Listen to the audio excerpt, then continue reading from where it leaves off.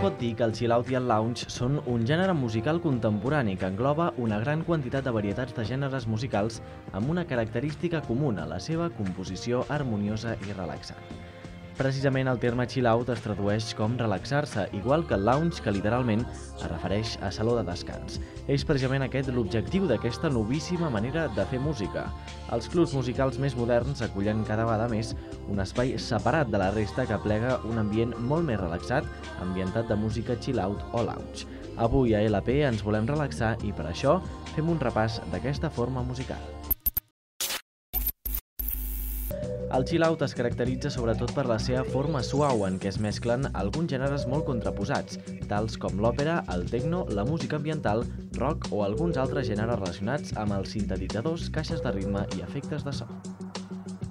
L'aplicació del chill-out a la música clàssica va arribar amb l'edició d'un àlbum doble anomenat Chill Classical, que a part de composicions i coros d'òpera, conté algunes peces instrumentals de Beethoven, Schubert o Vangelis, entre d'altres.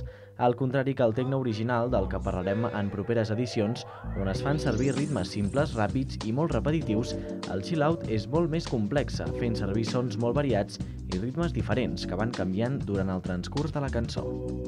El lounge, per la seva banda, és una variació principalment del jazz que té com a objectiu també relaxar. Es coneix des de la dècada dels 50, tot i que no va esdevenir un gènere com a tal fins més tard.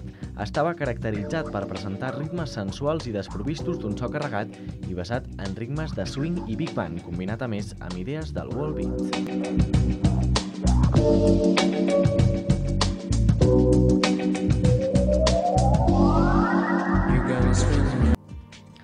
El lounge és sobretot una forma d'interpretar pel que poden passar gèneres tan diversos com el jazz, bossa nova, mambo, cha-cha-cha, música ètnica o electrònica.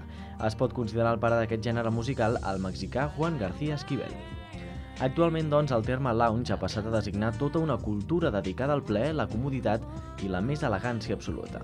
Si avui l'estètica lounge és una opció de moda, es deu a la indústria discogràfica a finals de la dècada passada.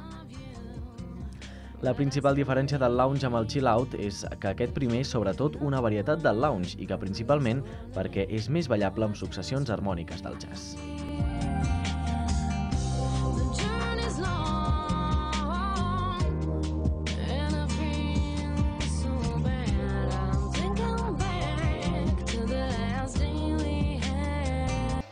A la dècada dels 90, el lounge va tenir una importància molt destacada sobretot per la gran explotació de gèneres com el trance o el techno, i amb això la gent va buscar refinar, entre cometes, la seva oïda amb sons de bon gust i agradables.